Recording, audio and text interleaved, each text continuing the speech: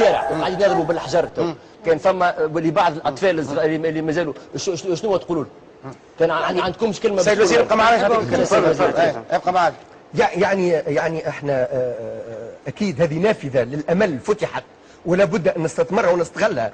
ونحن ماناش ذاهبين للمجهول، نحن نرفض الذهاب للمجهول ونرفض الذهاب للعدم، ولكن فما امل انفتح اليوم في يد التوانسه ان يفكوا هذا الامل فكانوا يتشبثوا به، والغد الافضل يدينا كشعب تونسي لان الشعب هو اللي جاب. انا نحب نقول التوانسه هما جابوا التغيير، الشعب التونسي اللي ماتوا والحيين مصاب اليوم كل تونسي يحس روحه مسؤول على اللي باش يصير. نحكيو على التجمع، عندي ملاحظه اللي اشتر اللي كسروا يضربوا واللي عندهم بطاقات في التجمع، معناتها وقت الرسمي ما لقيناهوش باش يأطر الناس يزيو من الكرتوش ويزيو من سيد الوزير سيد الوزير ما نعرفش مازلنا على طينا نقصوا علينا. سيد الوزير بسرعه باش سيد الوزير ثلاثه ملاحظات بسرعه. سيد الوزير حتى ما يصيرش اول مره في تونس يقصوا على وزير. كيف سيد الوزير؟ تفضل.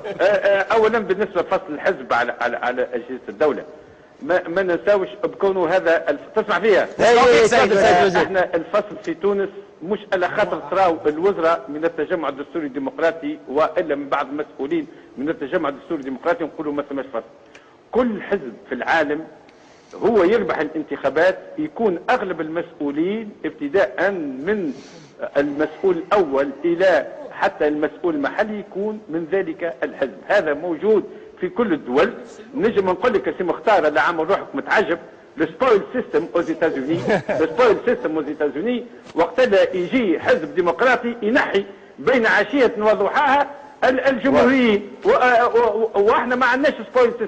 احنا رغم احنا حزب حاكم عندنا ناس مستقلين في جميع المناصب وفي جميع المسؤوليات، لكن نبقى ايضا كحزب حاكم. ما تجمش تلوم علينا بكونوا كحزب حاكم ما يبداوش معنا، معناها ما يبداوش اغلب المسؤولين من نحن. فيما يخص الماليه ليكن في علمك بكونوا الاملاك اللي يستغلها الحزب بكلها املاكه هو، وبكونوا دار الحزب بما فيها سيارات اداريه. سيد الوزير ما ثماش سيارات اداريه في الحزب، ما ثماش سيارات واضح. سيد الوزير ونحب ناكد لك بكونوا دار الحزب صرفنا عليها احنا كتجمعيين، معناها كل قدير وقدره باش تعمل دار الحزب. ونزيدك زياده ثم محلات تابعه للحزب من قبل حتى الاستقلال هي توا عند الاداره. هو العكس موجود. سيد الوزير لا تضحك الاخت حميده. لا نجم نوريك ونمشيو حتى مع امين العام. سيد الوزير شكرا، وصلت الرساله. شكرا. تفضل سيد الوزير.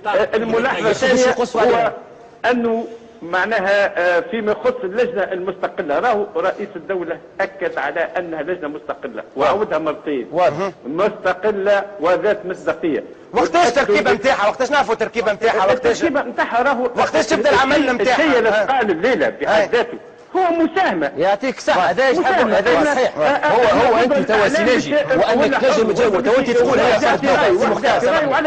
سي مختار سي مختار انت هنا توا تسمع في سيد الوزير. سيد الوزير لحظه عايشك.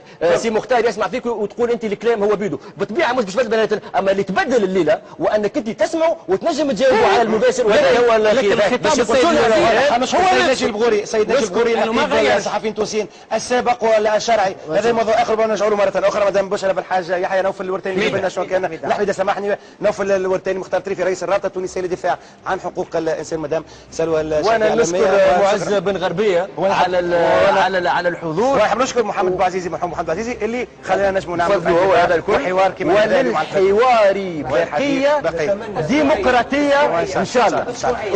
اسبوعيه ان شاء الله.